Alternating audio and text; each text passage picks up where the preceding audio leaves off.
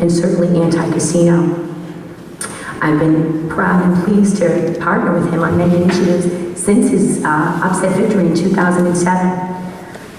In the one instance that I didn't agree with Representative Basile, it was of an issue of utmost importance and broad spread potential impact to the neighborhood. Now, my decision to split from him wasn't because we didn't agree, but it was with the manner with which he didn't agree. In the manner in which he presented his point of view on the casino issue, he decided to not engage in the process, to not avail the residents and the citizens here in East Boston and truly represent us because he didn't agree with an opposition point of view. Thank you. Carlo, what do you think of Celeste's reason for running against you?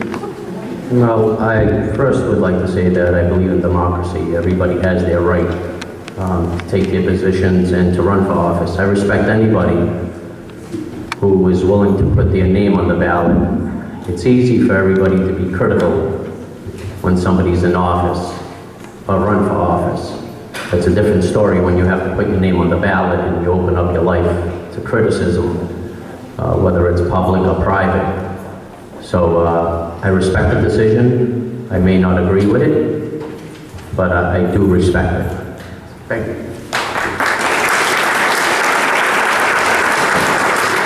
Now that we've declared that, we would like to give each of you 2 minutes as an opening speech. Celeste, you may start.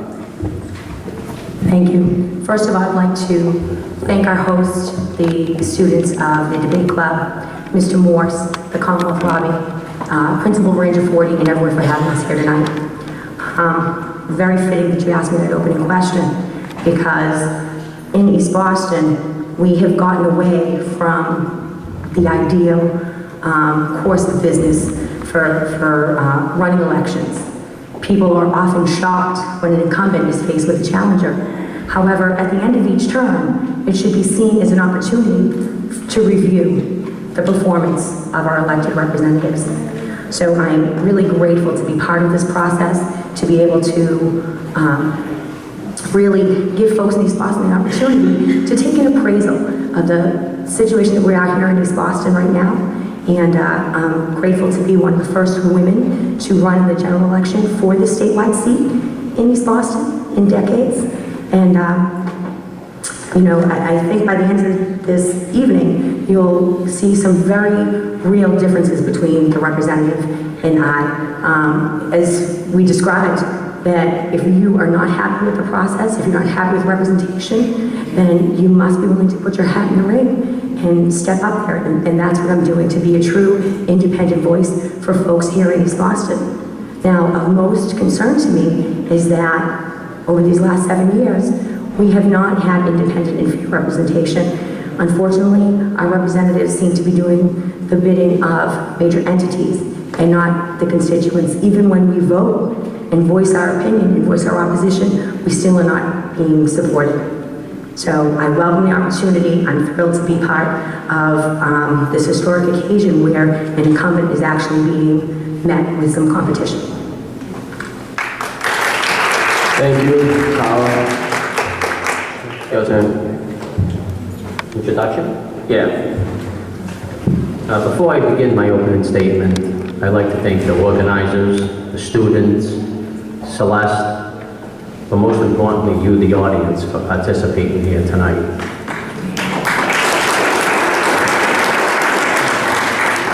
I'd also ask that we take a moment of silence.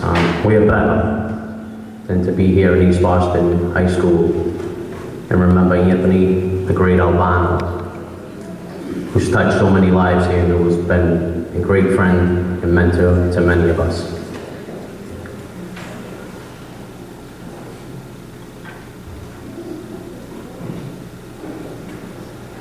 Thank you. My name is Carlo Basile. My name's Carlo Basile, and I'm your state representative, and I have been for the past 7 years. I'm a son of East Boston. I grew up just down the street from here with my mother and father who came here from Italy. When I was 7 years old, I lost my dad. And and my mother was left to raise me and my 3 brothers. Thank you, Ma. The lessons I learned from her I carry with me today, where I'm a single, proud parent of 2 young, beautiful boys, Carlo 8, Christian 6. Every day I go to work to make them proud and serve my community. But we could have never done that alone. We had places such as the Salesians Boys and Girls Club, where my mother was able to leave her 4 boys and know that we're in a safe environment and we're able to grow and thrive.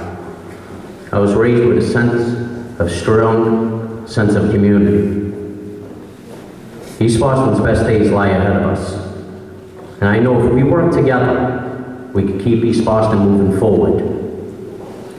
An example of that is our waterfront and its unlimited potential. And I'm happy to have been a part of that progress. But more remains to be done. At some point, everybody needs a little help. And what makes East Boston great is that we're not shy about rolling up our sleeves and helping our neighbors. Every day I receive calls from constituents that need a little help. And I'm happy to give them my number. I'm happy to do so. For me, this job is about taking the concerns of the people of East Boston and bringing them to the halls of the State House. I'm sorry, time is up. Okay, thank you.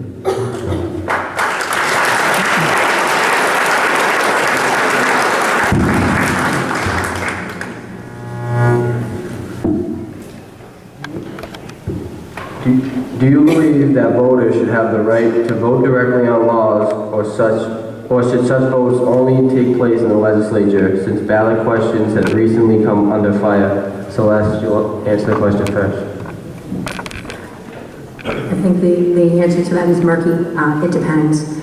In such questions where there are potential broad sweeping impacts like complete change of the way that we conduct our lives, our business here in the Commonwealth, and the level of impacts, it should definitely be opened up to the electorate.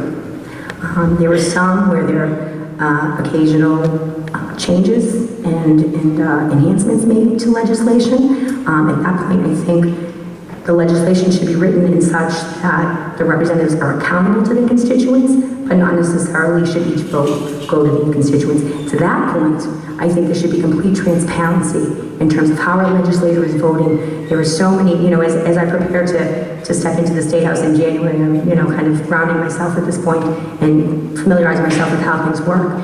And I'm really taken by surprise by how little detail there is about how our legislators are voting on very important issues and key issues. And there needs to be more transparency, but not necessarily a referendum vote where it's taken to the electorate for every single issue.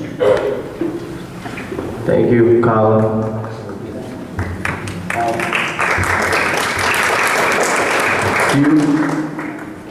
Do you believe that voters should have the right to vote directly on laws, or should such votes only take place within the legislature?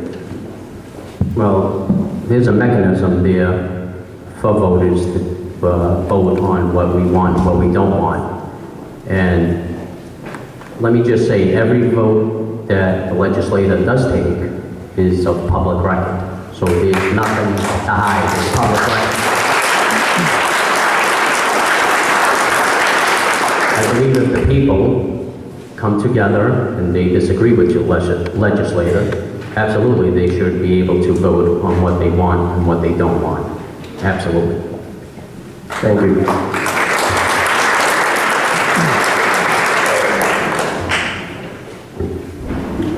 Carlo, you'll be answering first.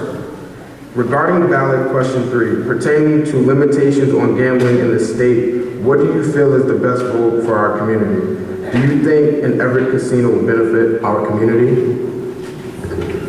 Well, I always said, and that's a great question, and I'm glad you asked that. I always said that nothing should be shoved down the throats of East Boston, and that's why we made sure that in the law, when casino gambling came up, me and Senator Anthony Petroselli made sure that it was an East Boston only vote. That being said, I don't think that we should disregard what another community wants. Just the way East Boston voted no, we should respect the will of another community.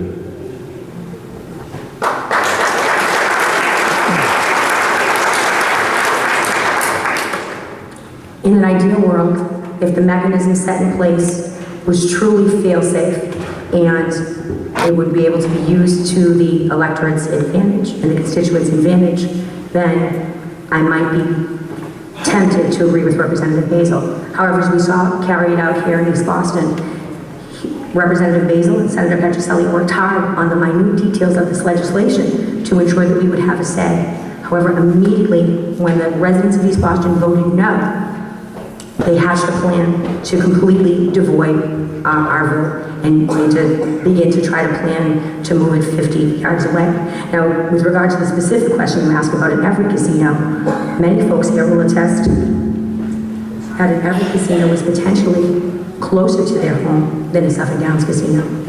I've always maintained, as one of the leaders in the opposition to a casino in East Boston and across the Commonwealth on the 7th consignee on the statewide petition initiative, that casinos are a failed industry. They're a faulty industry. They're 50 years in the past, and they're not ideal for East Boston, Everett, the city of Boston, or the Commonwealth of Massachusetts.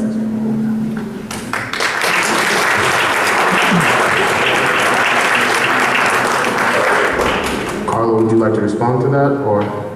No, I'll just say that we, agree to respectfully disagree on that. At your previous debate, you both supported the passage of ballot question 4, earned sick time for employees. In your view, why did the state legislature not already take action on this proposed legislation? Look, I've spent many years in a variety of industries, in human resources and small mom and pop operations, and I think the folks that oppose earned sick time see it as a burden to employers. The other side of that coin is that chipping in the few extra dollars that it would represent on behalf of the business owners, it benefits them in the long run. It benefits the community.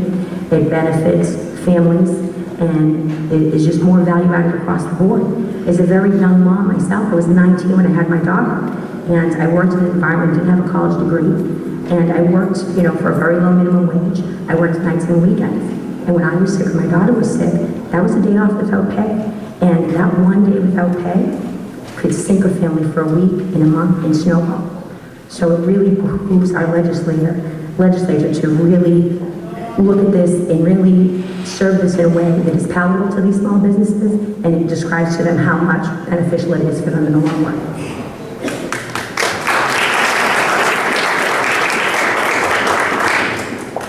We've taken steps to make sure that our underserved and underprivileged would be protected, and that's why I support earned sick time. I think it's a no-brainer. We live in a community where we have parents that need to go to work, and they have to choose between taking their son or daughter to the hospital, or they need to go to make money.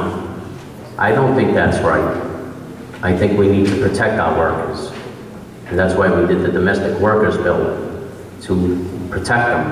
And I think it's very important, and I ask all of you to join me tonight in supporting that, to make sure that everybody is protected.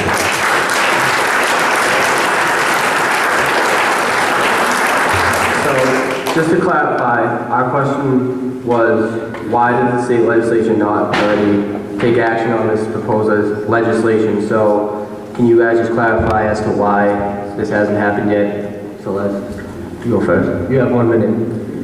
I don't know. I'm not currently sitting in the legislature.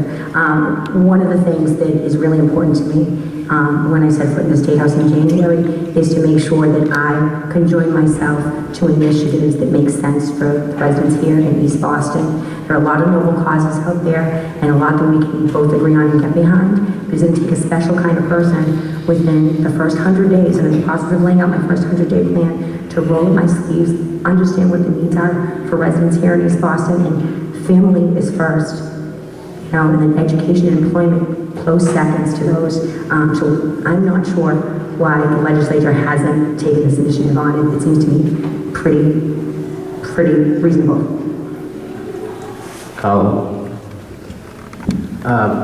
I'm not going to stand here and tell you that I have the answer to everything, but I do know this.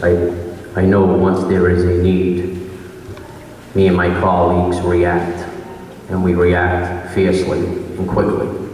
There was a need for this, we acted, and I think part of it is the economy had gotten worse. We had seen that parents who didn't have benefits needed to make choices. And I think once people got engaged, they engaged us. And that's where it brings us today. But I think it's something that, again, I ask everybody to support it. It's very important to this community and many communities throughout the Commonwealth.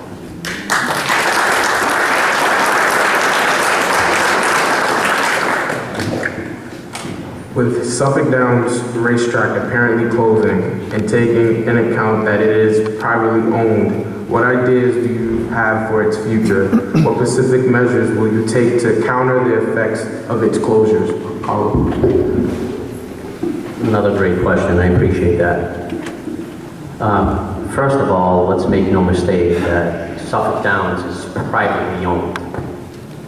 That being said,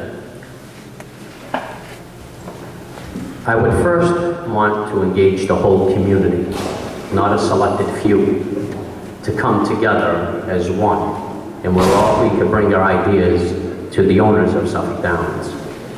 I think it's very important, whatever goes there, that there is job creation.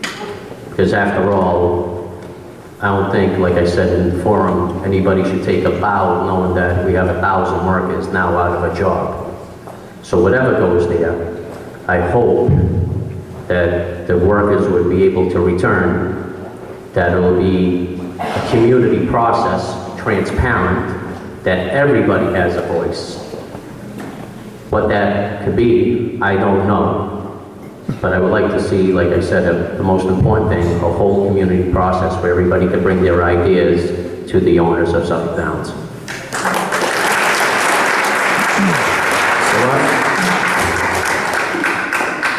So you may have heard recently in the news and in recent dialogues about the future of horse racing in Massachusetts. This is the time of the season where folks that want to continue racing or submit an application for a license can do so with the uncertainty of Suffolk Downs being what it is. They decided to give a placeholder option. One of the groups that has submitted placeholders is an employee group, which I think is phenomenal, which is something that I'd hoped for over a year ago when the casino vote was looming on the horizon. I'd love to really put the operation of the track in the hands of the folks that truly love it, not the folks who are using it as a business opportunity. And in addition to that, in the remainder of the 170 acres, there is so much that you can do there. And understanding that this is private property, understanding that the folks that currently own it have invested a great deal in their last endeavor, I would love to the opportunity to work with them, to bring them into a dialogue with the community. Again, going back to my first 100 days, putting together a community-led development task force to help kind of take the 50-foot view of the future of East Boston, go back to a business plan, and bring these business owners, if their heart is truly with East Boston and not truly just with the casino, bring them into the dialogue. I'd love to see entertainment, I'd love to see education, I'd love to see retail, I'd love to see housing, I'd love to see a whole spectrum. It's enough space for a village. Thank you.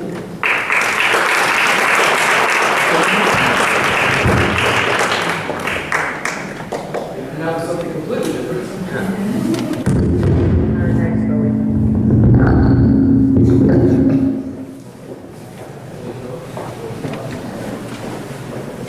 Very sorry about that, guys.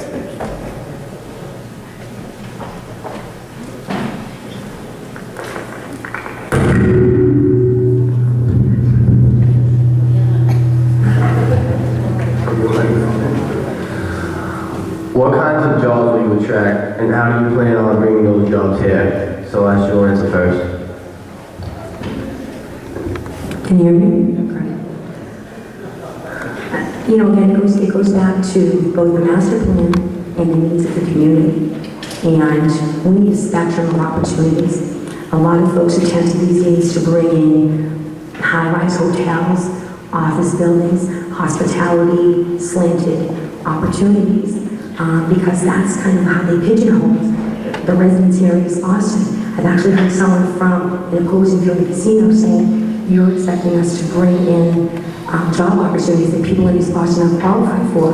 If you look around this room, you probably see 5, 6 dozen different career paths that folks are taking here. And I'd love to, you know, again, going back to that part, like a spectrum of opportunities, but I'd also like to encourage the small business folks that have some really incredible, amazing ideas to come into this community, not only for their prosperity, but for everyone around them. I actually just short while ago was at a hair salon down the street, Building Beauty, and the business owner there has such an incredible plan where she is in the process of opening a beauty school.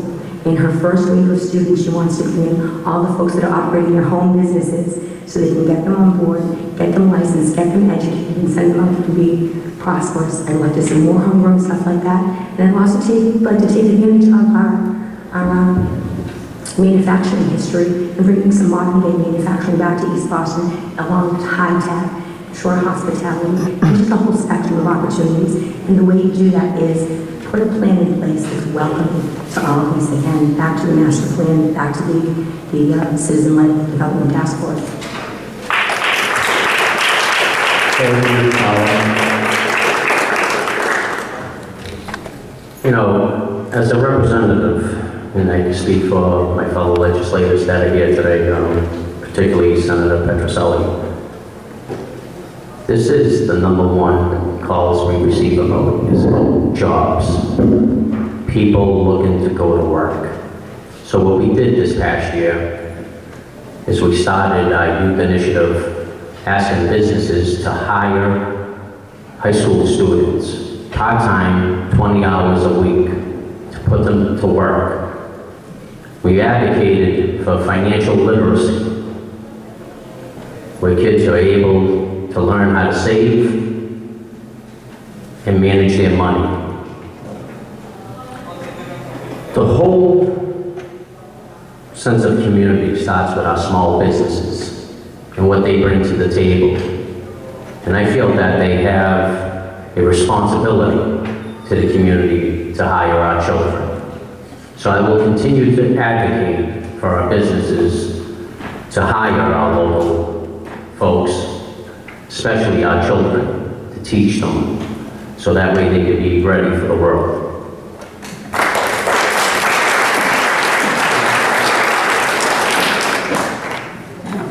At your first debate, you both supported universal pre-K. How much money do you project universal pre-K will cost, and how do you propose Massachusetts will pay for universal pre-K? Carlo, you may go first. Personally, I feel it doesn't matter what it costs. If we can't take care of our kids, we can't take care of anything.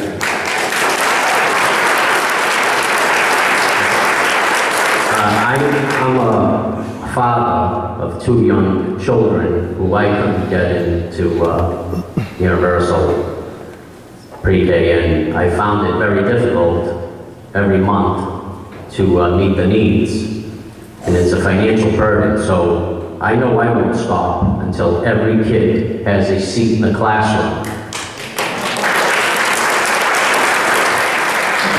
So as far as the money, it doesn't matter where we have to find it, we'll find it. Thank you.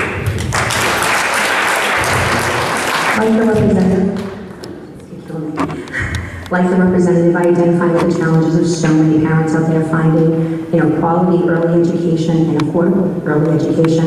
I tried, by the time my daughter was ready for pre-K, I was about 21. I had been working nights and weekends in order to bring in income. And when she went to school days and I had to pay for it, I worked days, nights, and weekends. That being said, I'm not sure the precise price tag on universal pre-K, but I know it's somewhere in the neighborhood which is under the cost of a new convention center. And how we pay for it is prioritizing. I'd much rather put all these folks to work and put their kids in school, again, education, employment, cornerstones of success, and I'd wait a little bit on the convention center. But that's just my sense of prioritization. This is a big question by the audience. How do you feel about keeping children in the schools in which they live closest to? Celeste, you may answer first. Sure.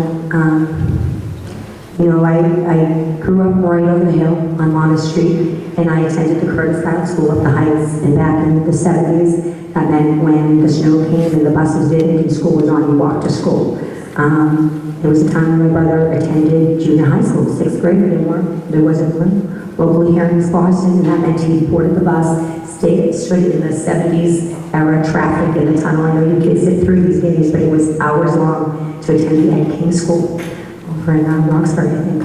I am a supporter of community and neighborhood schools, but first what we need to do is take all of that, the education and all of the facets of our community education on par. We need to meet the needs of all of our students.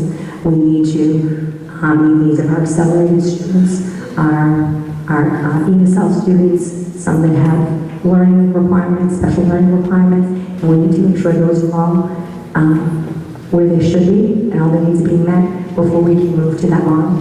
But I wholeheartedly support it. I think it would save you peace of mind for parents, save on transportation costs and the like, and it just makes sense. You know, when they decided to enforce busing decades ago, it was a different world. It was you can look around the room and see this diversity and see this variety, and they think the needs have changed and the reasons have changed. But right now, it's quality education. So once we can put that in place, I think we can move towards a neighborhood school for sure.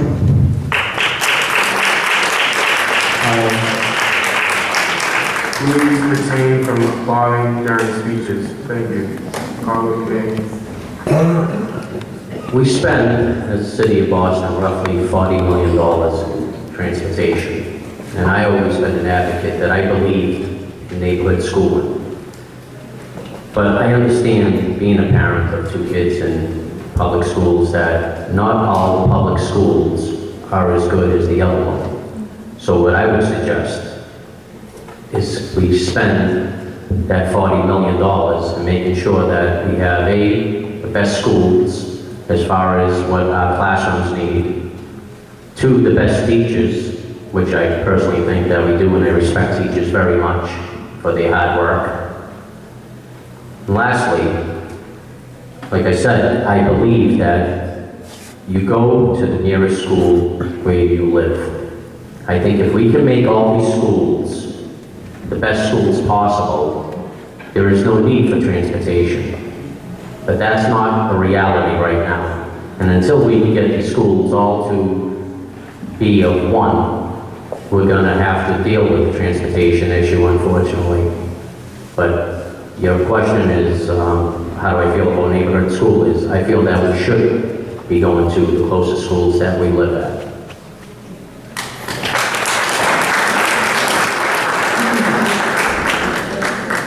Recently, we've seen a significant expansion of charter schools in East Boston.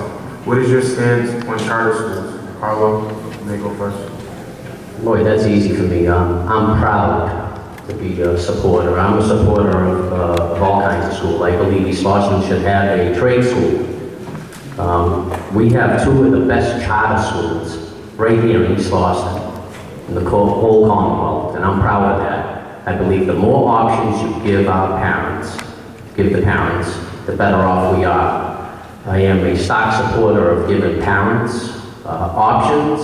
I believe not all kids are for one school or another, but I am a believer that there's a place for every kind of school in this community. So I support charter schools, and I'm proud of them.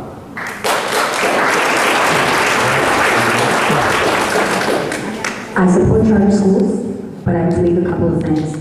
We are very fortunate that we are seeing a rise in the influx of families and young professionals beginning their families and choosing to do it here in East Boston. So for that, I'm so grateful that we have the charter schools that are such quality, meeting that need for capacity. A couple of things I would tweak. I would tweak where the funding comes from for charter schools.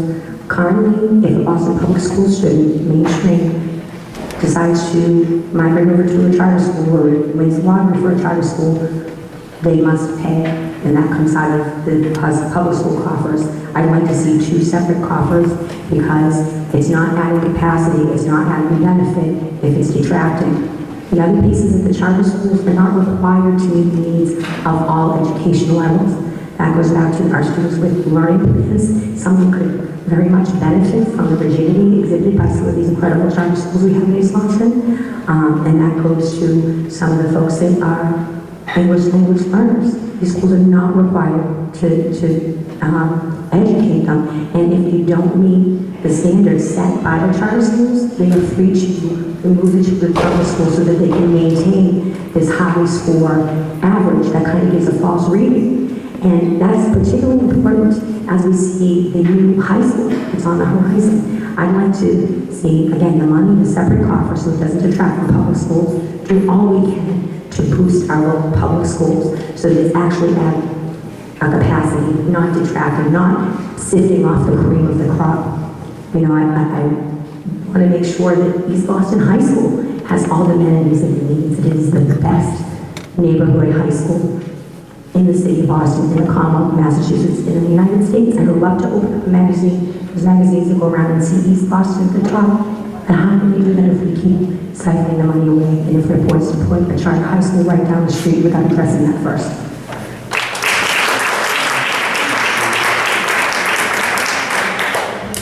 Specifically, what will you do to ensure that local charter schools serve the same percentage of demographics as the public schools?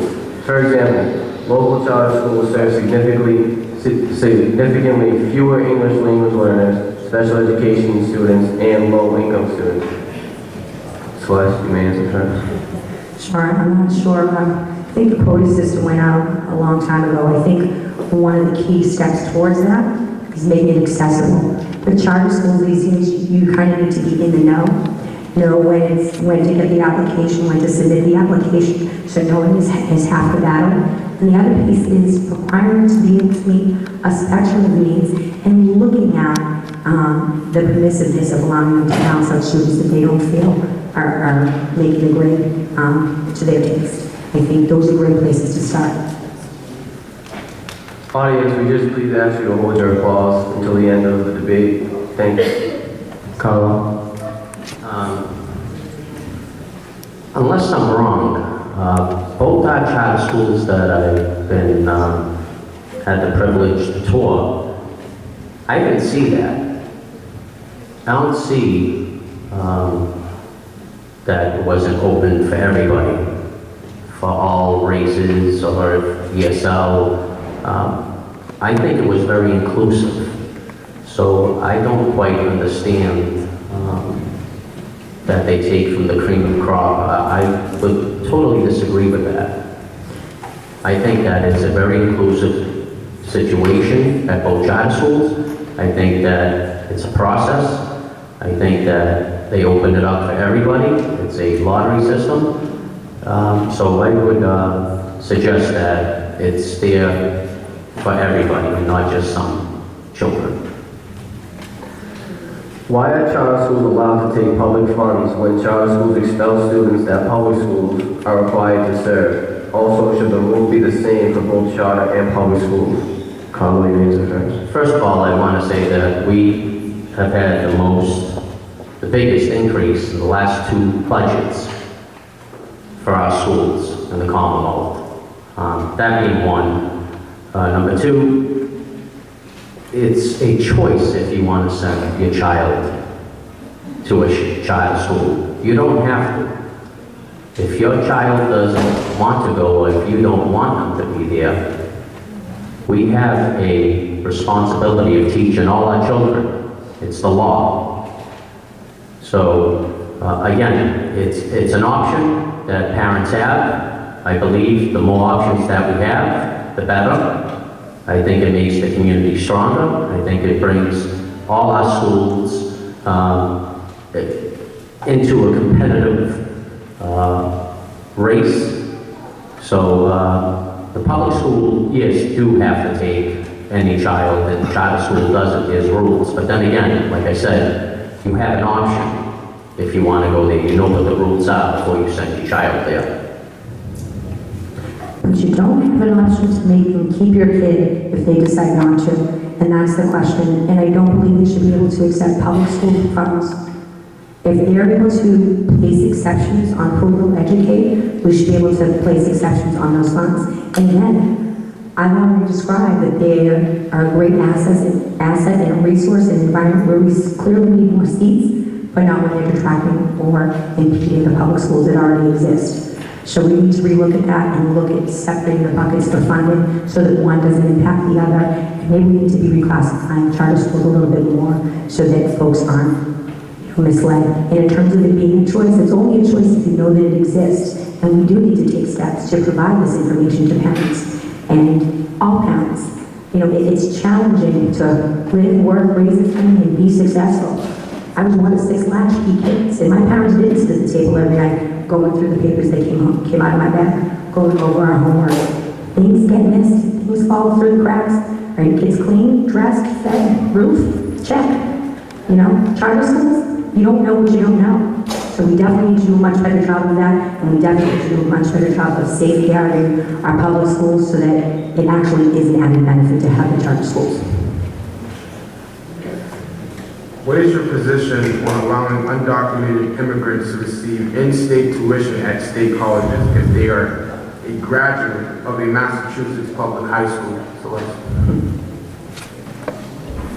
That's a really tough question, and I guess there are a lot of caveats probably around that. As of a college senior, I understand the expenses that exist for college-age students and their families, and I think as residents we're living here in the Commonwealth and contributing and working as so many do, even as they struggle with documentation needs. I think we need to do whatever we can to help them work towards success as they're working towards, improving their status. Education, employment, cornerstones of success. I'll never get tired of saying it, ever, and it benefits all of us. A lot of us may have a negative view of some of our neighbors based on status, but all of us come from an immigrant background. Representative and I both do. And it's not the same as the good old days. Nobody came here the right way, as Ruben says. So we need to be able to do our best to help our neighbors succeed so that it creates an environment that is good for all of us to live. Carlo? I support it, and I'll tell you why. First, nobody in this race knows this issue better than I do. I'm a first generation here. I don't know how we can look at any child that has gone from first grade to 12th grade in our public schools and then tell them, you don't belong here. I don't think it's fair that a child should wear the scars of the parents. I think it's our duty, it's our responsibility to teach these children. It wouldn't be fair. Again, I'll state it clear, it wouldn't be fair to tell a child that has gone through our school systems from the first grade, or maybe even kindergarten, to the 12th grade, and then tell them, you're different. So I totally agree with our governor on this, and I support state tuition.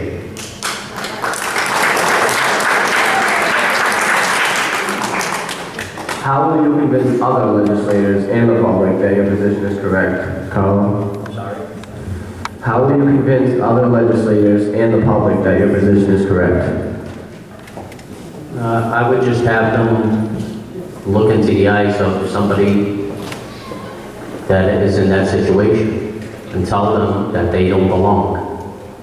I think the most powerful thing that you can do is look at a child and tell them, or a teenager, and tell them, yeah, we took care of you all these years, but now you don't belong.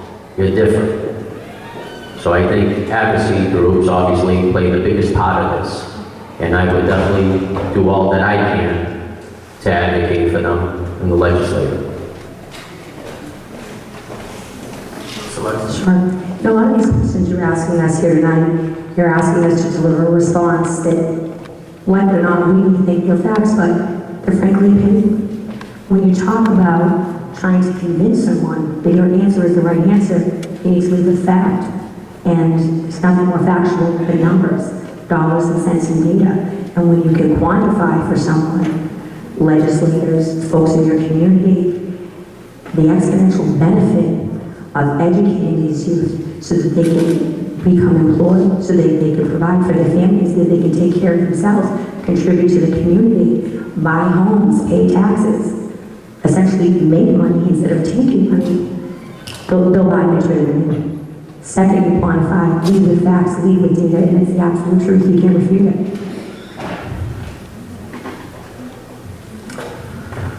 Are you willing to sponsor such legislation? If so, when would you bring such legislation forward? Carlo? I have supported legislation for in-state tuition. I think this next session will be brought up again. I know there's a appetite. I think we have work to do. I think as a legislator, you just can't do it on your own. You need these advocacy groups. You need the parents. You need everybody to get involved to get something done. So I would definitely support this legislation once again when it comes up in the next session. I'm anxious to get to work in January when I hit the State House. So, as soon as possible. And again, it goes back to rolling up my sleeves, diving into the needs of our constituents here in East Boston, and get to work right away on issues that are most important to them. Please refrain from applying through the speeches. We need to get through as many questions as we can. Thank you. And moving on. As of late, there has been many fires in East Boston. This may be due to the structure of the houses in East Boston and how they are built. What can you do as state rep to reduce the number of fires and protect East Boston citizens? Carlo, you may go first. Let me just start off by saying that any fire that happens is obviously a tragedy. Me and my office respond just about to every single fire that happens in East Boston. And one of the first things that we need to combat as a community is these illegal apartments. I don't think having landlords renting out these legal apartments serves us well, anybody. It affects the community. If there's a fire, how would that such person get out of their illegal apartment?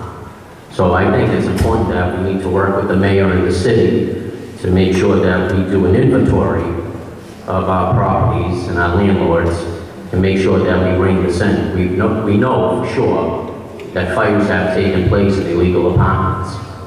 So again, I think we need to work with the community, and you can call City Hall and make sure that anybody who has an illegal apartment is turned in. So I think that's one of the big problems that we're facing here right now in East Boston is these illegal apartments. And I'll do everything that I can to work with the community and work with the mayor's office to make sure that we rein that in. Sure. There's a couple of pieces to that response. First off, how do we hold them? The city has recently undertaken a registry of rental units, and they're embarking on, I guess, a cycle of every 5 years inspecting the apartments. Now, I lived in East Boston most of my life, and I haven't lived in a home that hasn't been under 100 years old. So I think making sure that those homes are inspected, bringing them up to code and the like, and helping landlords do that. In this environment, a lot of folks working class, maintaining their home that they live in, or maybe 1 or 2 properties, it's tough to bring them up to date, so maybe help those folks out a little bit. Now, the other piece in terms of meeting the needs of the folks that have been impacted by fires, Recently we've had a rash. We've had 3 inside a month. I happened to be out in the neighborhood knocking on doors when the Lane Street fire occurred, and there were probably about 25 people displaced from that fire. And after 3 or 4 hours of crews and folks being on the scene, there were folks still kind of disconnected and dislocated from how they can be helped. So if we could streamline things, one of the things I like to work towards is a community-based task force. There's so many folks here that are so generous. There's an outpouring of folks. If we can have a rapid response community group, that would be fantastic. And work with the landlords and work with the city. Can I just say something on that? No, we have to go on. Okay. You have a minute to answer or comment on that. Okay, I just want to say, I know our homes are very old here, but there is never, ever an excuse to be living, having our community, anybody living in an illegal apartment. Ever. There is no need for that.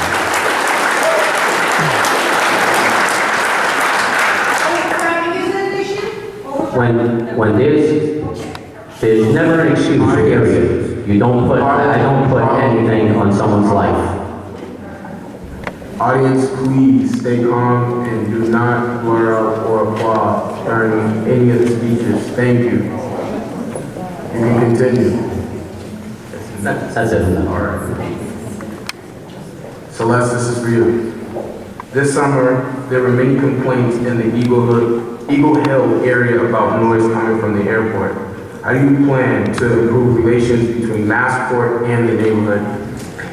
The way you improve relations with Massport or any other entity that relies heavily on maintaining a relationship with folks here in East Boston is to set expectations. There have been many folks, faces that I see here in this room, that have worked on many committees for years with Massport. We're currently seeing the fruit finally being born of mitigation agreements. Recently, Representative Basile was instrumental in getting a dog park for the folks that have been clamoring for it for quite some time. It's coming up, just in the nick of time. But unfortunately, there are some other ends of the bargain that haven't been upheld. There was a glass fence agreement put in place in 2001 that folks that have been part of this dialogue have reported that they've been repeatedly been violated and not called on. There's the Logan Health study that was commissioned back in 2000 by then Representative Petroselli, handed over to Representative Basile, finally fulfilled in 2014, and all along we had foreshadowing from the Mass Department of Public Health, and it was mandated that we would see details about cancer rates, respiratory illnesses, and the like. It would be a scientific study.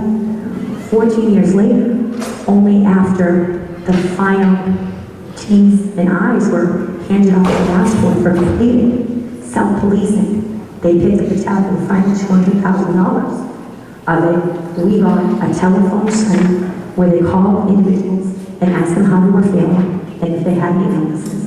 There was no mention of cancer rates, even though the head of the Mass Department of Public Health said, without any mistake, you should expect to see cancer rates detailed here.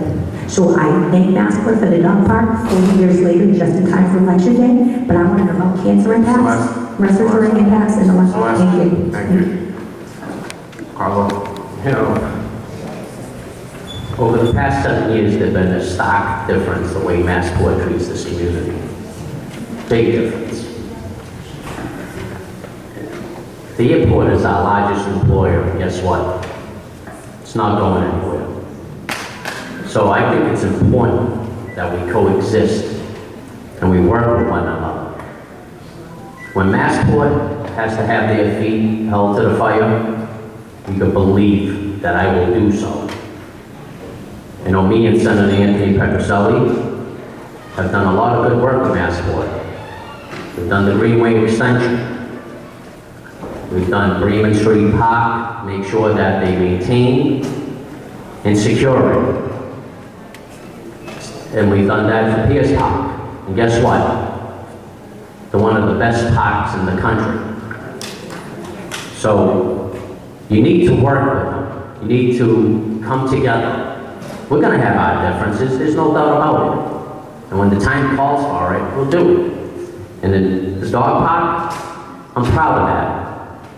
It's the ever-changing part of our community. We have a lot of dogs here. And I'm proud that we'll be able to bring our dogs to a park and get them off the streets.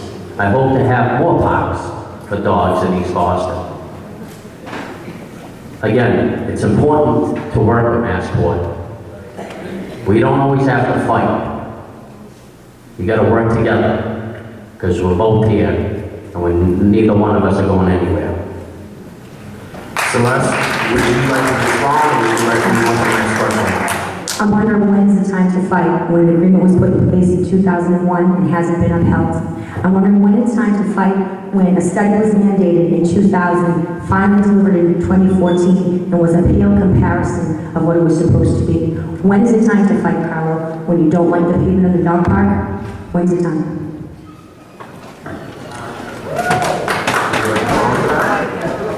Would you like to respond? I'd just like to say, as far as the health study, I'll just answer on that. It was peer-reviewed by experts from Johns Hopkins, Clark University, the University of South Florida. Now, I don't know about anybody else, but when they came to my office with the report, I was happy. I was happy that there wasn't any cancer rates. We did notice a rise in COPD, and that's why, through the East Boston Neighborhood Clinic, Massport will be working with them to make sure that all our children are screened. Again, Massport, the airport is not going anywhere. You gotta work with them. And that's what we'll continue to do. Thank you. Celeste, would you like to respond, or move on to the next question? My last point of clarification, Pierce Park is one of the greatest parks in America, flanked by Webster Street, which has one of the highest brain tumor rates in the city. And it's not that no cancer was found, Representative, they said no cancer was reported. They led the unveiling of their study with saying, you know what, cancer, we're not talking about that. And that's because when they took the reins of the study, they decided not to report on it. And I said, then I'll answer the question that I asked you earlier. Now's the time to fight and to set expectations. I'll set the expectations. You don't have to bring a check to my fundraiser. You don't necessarily have to put a dog park in place before you let me know what the cancer rates are. What you're going to do to fix it? The dog park costs $200,000. Cancer treatment for a patient exceeds that. Thank you. Carlo, this question will be for you. Because of increased air traffic from Logan, would the candidates be in favor of making it mandatory for Massport to be forced to give a pay monthly for air conditioning in addition to increased soundproofing? Good question. What I'd like to see, I would honestly like to see every single house get soundproof and air conditioning, but the reality is the FAA, the federal government, is the one that designs the contour. This is something that me and Senator Petroselli have been talking for many years with Massport. And we need to talk more often, which we already do, but we need to, I guess, ask Congress, our congressmen, to work with us and see if there's anything that they could do federally, because this is a federal issue. The contour, again, is designed by the FAA. As state legislators, we're not empowered to do anything to expand that contour.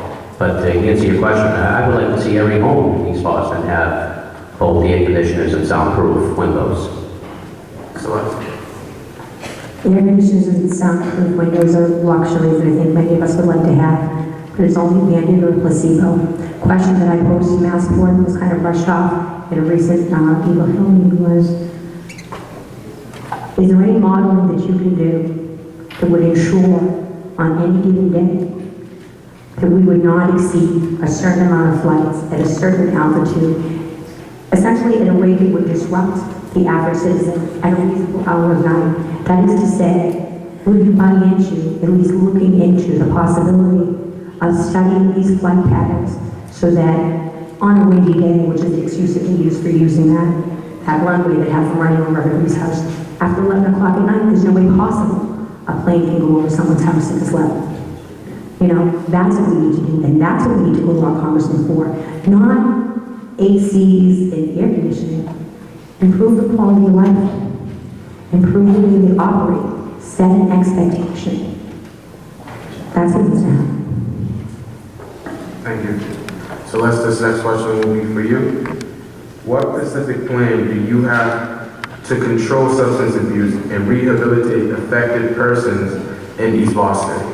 Sure. So, I talk a lot about my 100-day plan because I believe in it, and I plan to be very busy, starting with the first few months in 2015.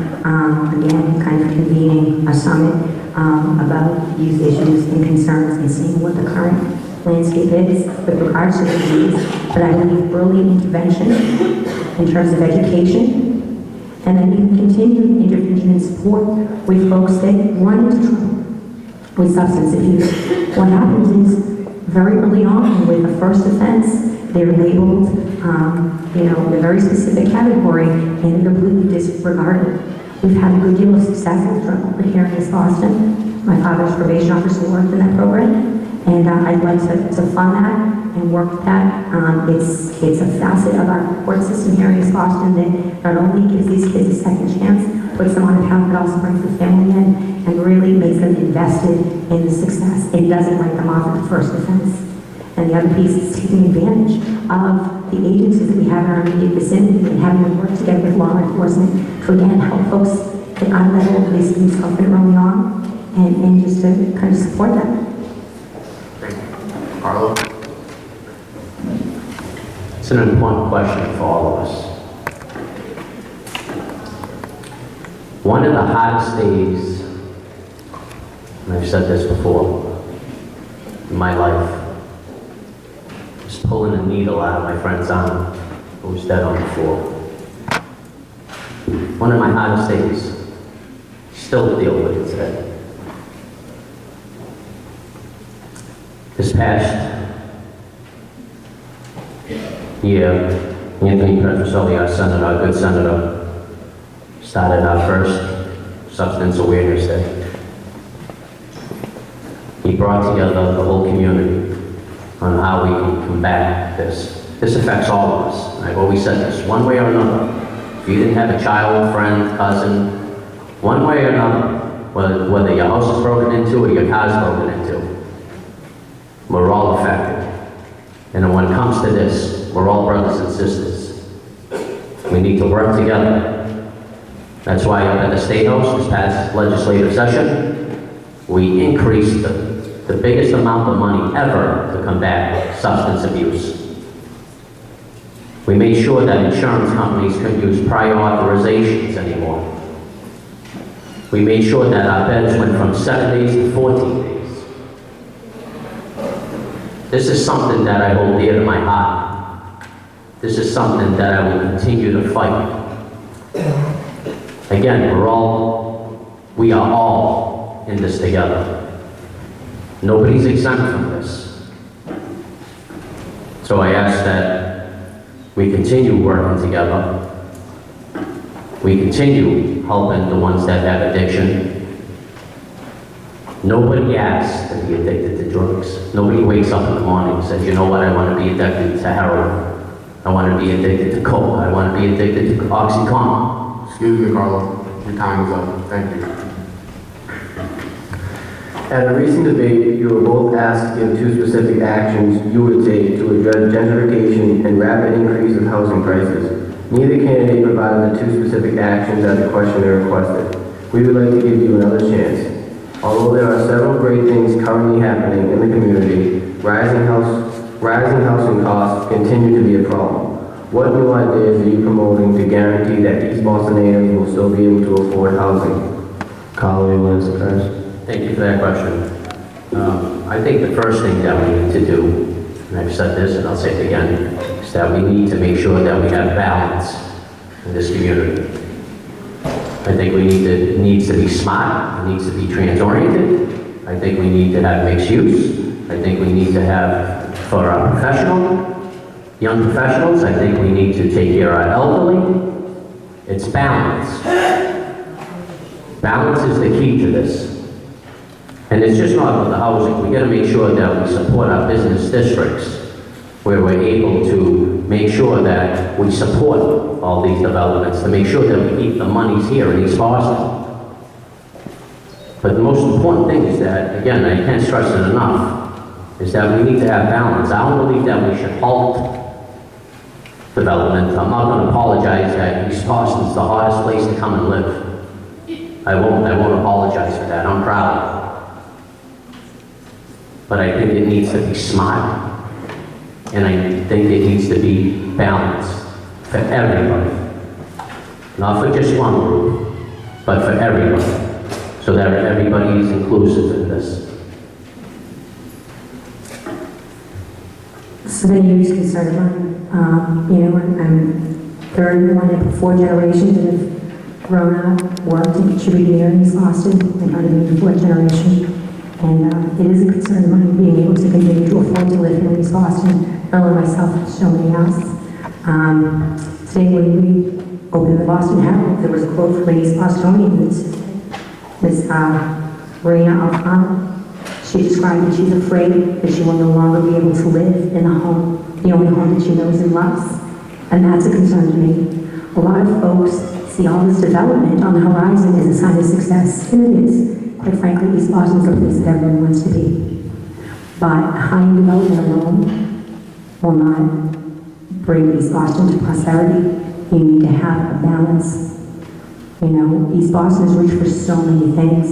It's rich for the diverse culture, the diverse backgrounds of folks that are here, for the folks from a spectrum of professions that all of this leads into, again, that come here for the diversity. And these are professionals that are being squeezed out.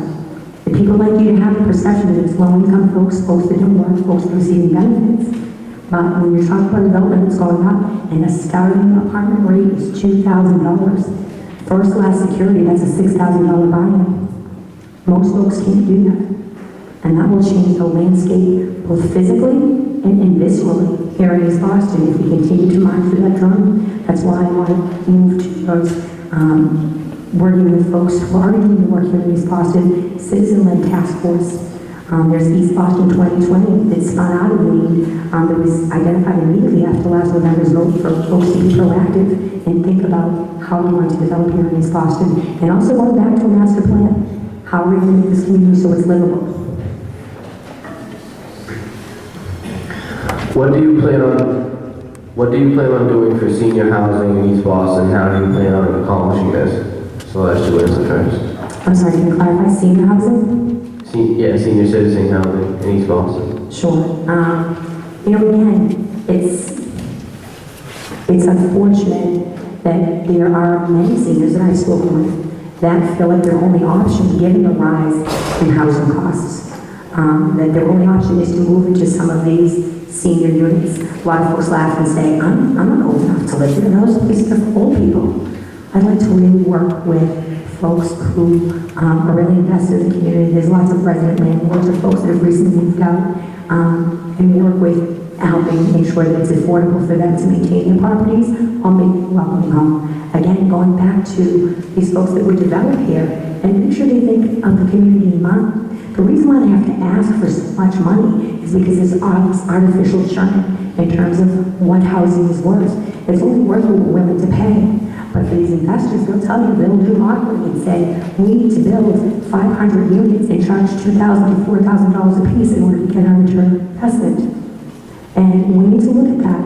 And I disagree with the representative that we need to pause a little bit, put a master plan in place, and think about the shape and the feel of this community that we all want to live in and operate in, and go from there. And set expectations for developers, for residents, so that we know what we can expect, even if there's development going up in Maverick or up Orleans Heights, that we can still live here and feel comfortable and afford it, at least afford some of it. The question was what we do for senior housing? Yes, sir. Okay. I'm proud that I'm an advocate, a strong advocate for our seniors. I mean, if we can't take care of them when they took care of us, right, what's that say about us? So, working with CDC and Al Caldarelli, we've done a lot of good work for our seniors. I know we have somebody in the audience here that I'm proud to call a friend, Casey Matarano, who does so much for our elderly.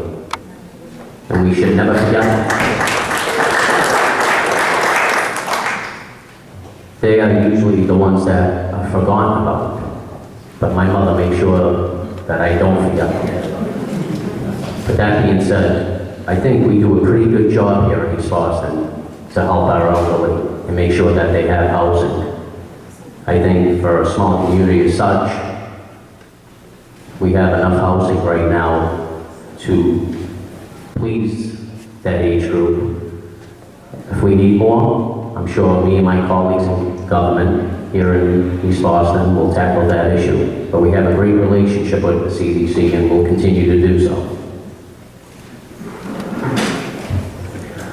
What will you do to support community and youth arts in East Boston? Carlo? What would you do to support community and youth arts in East Boston? One of the things that I've done was work with the Salesians Boys and Girls Club at Father John and make sure that we had a dancing room. That's something that I know a lot of children at the Salesians Boys and Girls Club use. I've always supported Zoomix. I think that's a great program. I think it's a no-brainer. The YMCA, the social center. I think that having arts and music, both of them in tandem, is very important for our children. I think it makes them grow. I think it brings some sense of playfulness to them. And I will always do whatever I can to support any program, especially the nonprofits in our community, for both. Celeste? Sure. Again, I'm an advocate for arts. I'm very fortunate to be a frequent volunteer contributor with Zoomix. I'm one of the few folks that had the opportunity to see the whole metamorphosis of the firehouse, having been on site helping out with the very first fundraisers. We literally brushed debris away to set up the card table for refreshments. We have a very robust arts culture here in East Boston. I'd like to see it woven together. My daughter's a senior in fine arts and in college, so I'd love to see a place for her to be able to come home and apply her craft and to work together with the schools. You know, there's so many people that have so much to give and so much creativity, and there are so many kids that need and desire a niche to be able to kind of fulfill that creative gap within themselves, and I'd love to tie them together. And naturally, you know, arts education goes hand in hand with education, so of course, and naturally, I would, support something of that endeavor and to roll up my sleeves and get to work on stuff like that as I have with festivals and parades and different initiatives here in East Boston and certainly with Zoomix. Please choose one attack made by your opponent against you in the course of your campaign that you would like to rebut. You have 2 minutes to speak. We will follow this by allowing your opponent to respond for 1 minute, after which you will receive another chance to rebut for 1 minute as well. Celeste, you may go first. But there are so many. I think, I wouldn't call it an attack, probably misconception. And it may have been proliferated by the incumbent and folks close to him, is that I'm not qualified. What are my qualifications? What's my background? How will I function? I'm independent. I've fought legislation. I've gone to with former judges and folks installed by the governor. No one's going to look at me when I get to the State House. A little bit about my background. I'm an executive assistant by trade. By nature, I'm a problem solver. I worked in technology, international manufacturing. Talking to people who talk to me, I talk to people who didn't even speak the same language. My projects as recently as 2 years ago was in the health center, working on the new building. What happened now? I'm not an engineer, but I work together with the team of plumbers, plumbing engineers, and contractors to troubleshoot an issue. When I get along, being as ornery as I am, and I'm typically pretty even-tempered and easygoing is that I'm a worker. And if I don't know what I'm talking about, I'm on a mission to find out what I'm talking about. And I roll up my sleeves and I dig in. And once people can get past their biases on that, there's no way that they don't accept me. So I've got the qualifications, I've got the earnest desire to go there and advocate for us. And I'm very confident that I'll be successful doing so. Carlo, you have 1 minute to respond, and then you have 2 minutes. Okay, thank you. The one thing that I would say that I take exception at, I think anybody who knows me, and I'm surprised it came from Celeste, because she knows me pretty well, with special interest. I'm not beholden to anybody. Anybody who knows me that thinks that contribution can sway me up at the State House doesn't know me at all. I'm proud of the hundreds of supporters, the thousands of contributions I've gotten over the years from all walks of life. I'm proud of that. I'm proud of the hundreds of volunteers that have made thousands of phone calls. I'm proud of the endorsements of the Boston Police, the Massachusetts State Police, and by the way, two of the leading organizations, NARAL and Planned Parenthood, that protects women's rights.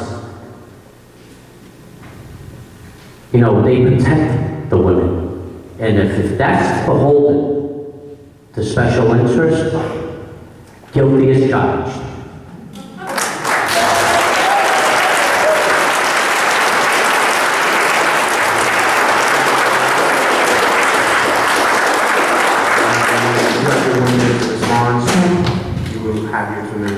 So in case there's any ambiguity about what I was talking about, when I questioned if he was beholden, I questioned if 50% of his donations come from special interests, would he be beholden? I gave you the information, and I leave it to you to make a decision for yourself. If continuous donations from the Chief Executive of Massport, their Employee Political Action Committee, and a number of employees, as well as a nice little bonus kick of a dog park just before Election Day, doesn't equate to your lack of anger on not being delivered the truth about the health impacts in East Boston. If donations from the casino industry since 2007, or their lobbyists since 2007, hasn't in any way impacted your lack of interest in representing East Bostonians even after we said no, your lack of participation at the gaming commission meetings, hearing after hearing, if that doesn't buy your loyalty, if that doesn't make you beholden, Excuse me, Celeste. then that's for folks to decide for themselves. Time is up.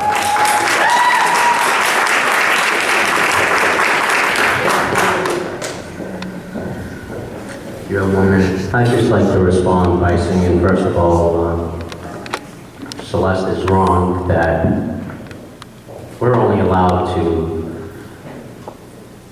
raise up to $7,500 from PAC money. So half my money, I raised a lot more money than that. So that's not even close to half my money that I'm proud to say.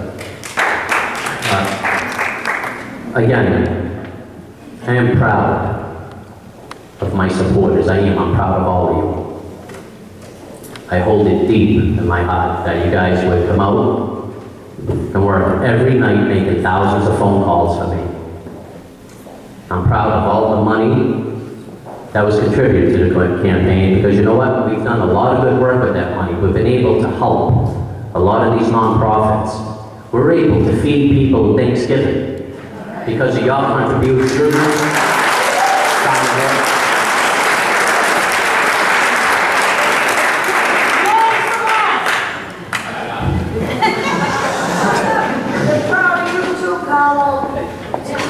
Okay, I'm sorry. You will each now have 2 minutes for a closing speech. Carlo, you may start.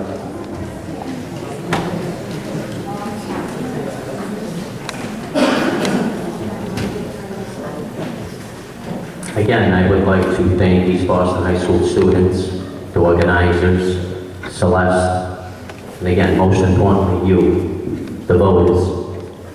As I said in my opening statement, what makes East Boston special is that we're never shy about rolling up our sleeves and helping our neighbors out. And let me reiterate this. Every single day, I receive calls from my constituents that may need some help, and I'm happy to give my phone number. Finally, this job for me is about taking your concerns and bringing them up to the State House. You have a choice to make on November 4th, and I hope I made your decision easier. I believe I am the right choice to continue to be your voice up in Beacon Hill. I humbly ask for your support and your vote on November 4th, and I thank each and every one of you for being here tonight. God bless.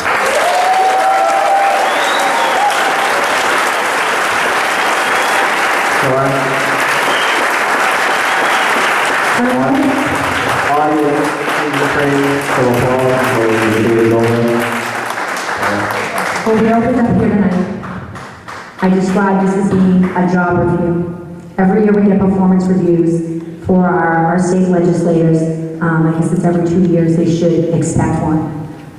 We're not accustomed to that here in East Boston. And tonight, and this race and this campaign is your opportunity to conduct a review that is 7 years overdue. Now, I've heard a lot about what he will do, what he should do, what he would like to do.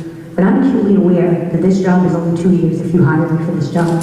I'm acutely aware that there's not a minute to waste. The second I get to the State House in January, I will embark on my 100-day plan and execute from there. And that's to reach out to each and every constituent, get an understanding of what their needs are, and act on them. I've already started doing the work. I've already started doing the work many, many years prior to this evening with the casino issue, with giving back to the community. I'm not prone to be wanting to wait another 7 years for you to decide that it's time to fight. I'm not prone to wait another 7 years to give you your review. I'm ready to continue fighting, continue working. I started working a long time ago, and I'll continue to work all the way through Election Day and beyond. We need to put the people of East Boston first. We need to set expectations on how folks will engage with us. This is our community. We have been the greatest community in the city, in the state, in the nation since we were founded as the East Boston Company. We've been an economic engine, we've been an industrial engine, and we need to throw back the blinds. We need to cut through all the cronyism. We need to tell the lobbyists that they can wait at the door because we have work to do at the State House. And it's at least 7 years overdue, and probably much, much more. I humbly ask you for your support on November 4th. Thank you.